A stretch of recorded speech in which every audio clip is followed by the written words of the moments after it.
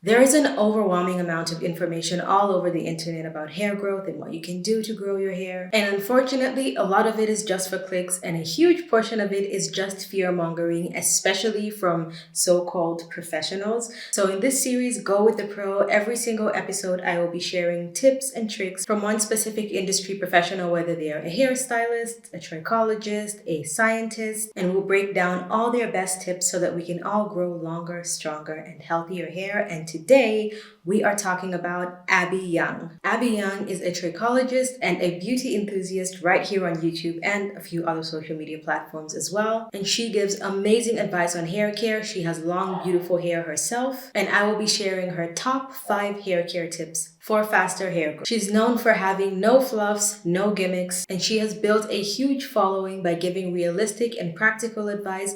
And she's also not stuck on using only one specific kinds of products. She's not just here to sell you products. She promotes drugstore, high-end, as long as the product works. So her first tip is something that I've noticed she puts as one of her top priorities when it comes to hair growth, and this is shampoo. Abby believes that when it comes to hair growth, scalp care is the #1 most important thing. She emphasizes that shampoo actually matters a lot more than we think, and I absolutely agree. Over the past 2 years, I have taken a whole new look at shampoo, because before it just used to be like, fine, it cleans the hair, it usually dries the hair, let's get it out of the way and focus on more important things.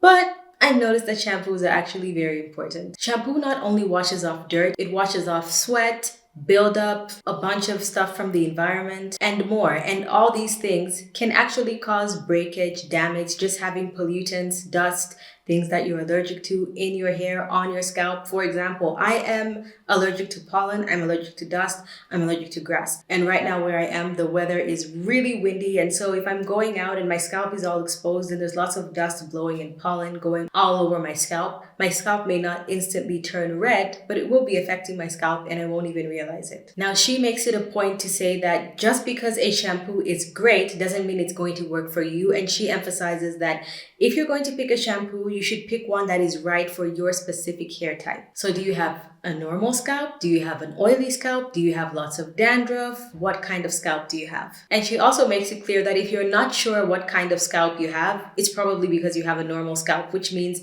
you're not at any extreme. You don't have extremely oily hair. You don't have extremely dry hair. You don't have extreme dandruff. It's just like normal. That's why you probably haven't even realized what kind of scalp you have. So if you have a normal scalp, congratulations. You can basically use almost anything. If you have a drier scalp, she suggests using things that are a little bit more mild, a little bit more gentle, more hydrating, possibly sulfate-free, and then stronger shampoos for people that have oilier scalps, because you need to get as much oil off your scalp as possible. And when she's talking about strength, she's talking about the cleansing power, which means the amount of surfactants in the. But at the same time, your personal preference should also be included, as well as how often you wash your hair. Like if you wash your hair multiple times a week, even if you have an oily scalp, you probably don't need a stronger shampoo because you're washing your hair more often.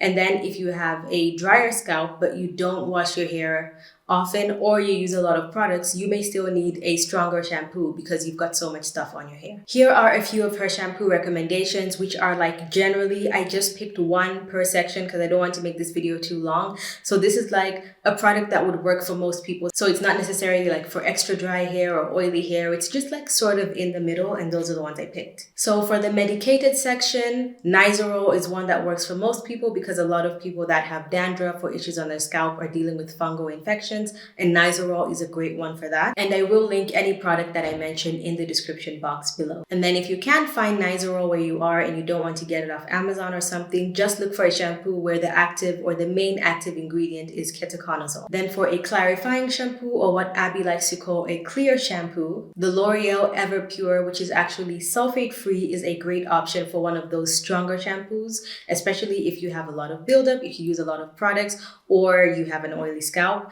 And then for conditioning shampoos, the acidic bonding concentrate is what she recommends for almost everyone. And I have used a few of these products and I can vouch for them and say that they actually are amazing for all hair types. The next thing Abby Young says is really important when it comes to hair growth and hair health is knowing your hair's texture and density. Notice I did not say curl pattern. Your texture and density is what she believes are the most important. So the texture of your hair is actually determined by the individual diameter of your individual hair strands. But the density is determined on how many hairs you actually have on your head. So for example, I personally have coarse hair. The density, however, is defined by the amount of hairs that you have on your head, regardless of the texture of your hair. So when it comes to density, your hair is described as thin, medium or normal, or thick. That's how you describe the density. And then when it comes to texture, your texture can be described as fine, medium or normal, or coarse. Now you can have a different texture with a density that's not usually associated with it. So for example, with me, I have type 4 hair, and the assumption is that everyone with type 4 hair has high density hair, which is not the case. You can have very fine hair that is thick because it is high density, which means your individual hair strands are very fine, very thin, but you have a lot of them. And a lot of blondes actually have extremely fine hair, but very high density. So even Abby Young herself, she has very fine hair, but it is very high density. She has a lot of it, so it looks very thick, but the individual strands are fine. And if you're not very sure what your hair is, this is the test that I like to suggest. If you were to get a single strand of your hair and hold it up to the light, or it falls in the ground on the ground, if you can't see it, you probably have very fine hair. And if it goes like on your skin, you've got a piece of hair and you can barely feel it, you probably have fine hair. If you can hold your hair up to the light and you can see it, and probably other people can see it from a distance, and when you touch it, you can feel the texture of the hair, you probably have coarse hair, which is the kind of hair that I have. The individual strands are very thick. And then when it comes to density, it's simple. If you just put your hair in a ponytail and see how much hair you have, like, you'd pretty much know. If this is what like all the hair in your head looks like, if all the hair in your head is this much, you probably have thin hair, which means it's low density. Or if your ponytail is extremely thick, you may have high density hair. And even just looking at your scalp, if you have like a lot more gaps, you can see spaces in your scalp. Like if you just brush your hair back with your fingers, you can see a lot of your scalp. You probably have thin hair. But if you do that, if you rake your hands through your hair and you can barely see your scalp, or you look at your part and all your hair follicles are very tightly packed and close together, that means you have thick hair. So you can have coarse, thick hair, or you can have fine, thick hair. Fine, high density hair. I have coarse, thick hair. Coarse, high density hair. But you can just as easily have coarse, low density hair. So what does this have to do with anything? All hair types, curl types can have any variation of this, and this is what will dictate the kinds of products that you use in your hair, not necessarily your curl pattern, because that doesn't tell you much. So if you have thicker, coarser hair, you may lean towards thicker, heavier products that can really penetrate and sit on your hair. If you have finer, thinner hair, you may want to use very lightweight products, because even though your hair is fine, it doesn't mean that it's not dry and that products just easily absorb. So you may want to look at extremely moisturizing products that are still lightweight and thin. If you have really fine, thin hair and you're taking advice from someone who's got really thick, coarse hair, and you're using the exact same products that they're using on their hair, on your hair, it probably won't work as well, and vice versa. So when you're looking for those tips, look, it doesn't have to come from someone who's got your same hair type, but when you're listening to product recommendations, make sure that they are catered to your exact hair type and density, and not necessarily your curl pattern. These days, that's actually just like a marketing tactic. Now, Abby Young's third most important thing when it comes to hair growth is damage control and prevention. She uses bleach and hair dye in her own hair, and she recommends that everyone should use some kind of a bond building treatment, as long as you're going to do any kind of treatment that might be a little bit harsh,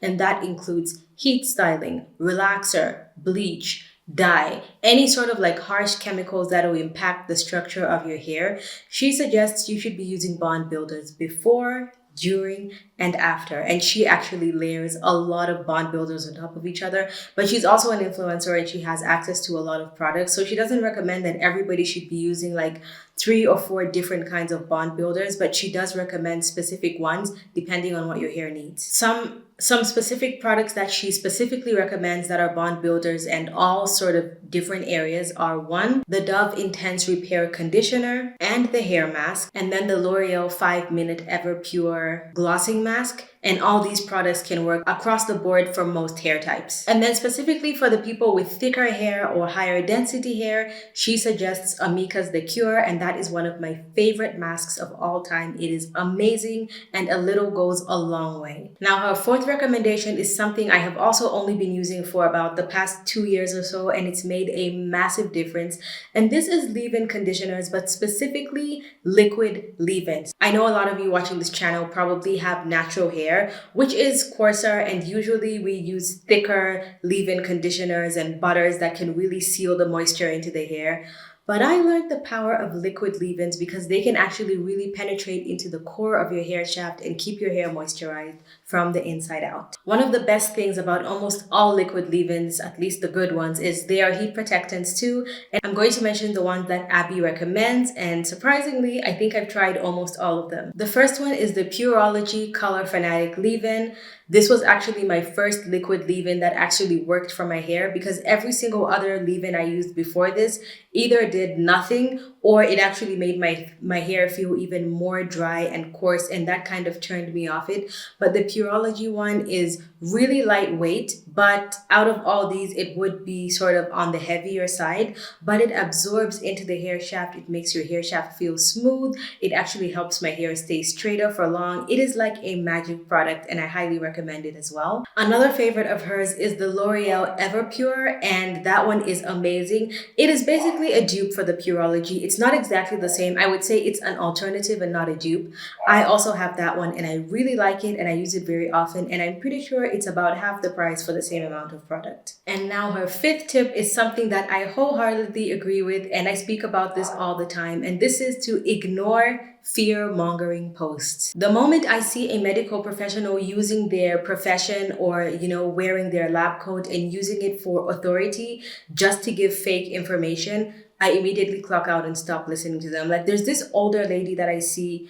I'm not sure if it's mostly YouTube or social or other social medias, but I see her around and they always make her videos look like really old and like old-timey, and some of her information is just very vague or very fear-mongering, but because she's older and she kind of speaks in a way that makes her seem very authoritative, it seems like everything she's saying is true, but it's actually not. If someone is not specialized in the field that they're speaking about, this is something ABBEY likes to focus on, then you don't have to take their advice. It doesn't mean they know what they're talking about. She reminds people to look at these experts' actual qualifications before listening to what they speak about. So someone like Lab Muffin Beauty is actually a chemical scientist, and she goes into the nitty-gritty and she talks about how it's the dose that makes the poison and how this can affect you and how this might be bad for you, but we never actually get a certain dose, so it actually wouldn't do anything, versus people that are like, I'm a dentist in a lab coat and I'm going to tell you how to grow your hair. Meanwhile, they just Googled something and figured,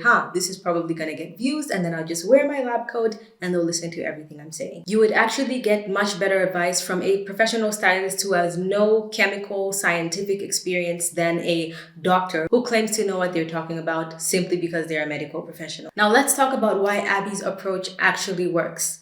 The first reason and the main reason why her tips actually work is because she doesn't focus on using 20 different products and buy this and buy that. She focuses on the basics. It's about consistency. It's about using what you already have. And her tips are simple, realistic, and actually sustainable in the long term. So which one of ABBEY Young's tips are you going to take, or do you already watch her content? What's your favorite information that you've learned from ABBEY Young? Drop your questions in the comments and let's see which one of ABBEY's hacks is actually one of the most popular. On the next episode of Grow with the Pros, we are going to be talking about Lab Muffin Beauty and what she says scientifically about what we can do to grow our hair. And also, if there's someone specific you want me to talk about next, let me know in the comment section below. Watch the first episode of this series right here. Hit my face right there to subscribe if you didn't in the beginning, and consider joining my membership if you would like priority responses to all your comments, as well as some other perks that are for members only. Thank you so much for watching, and I'll see you guys in my next one. Bye!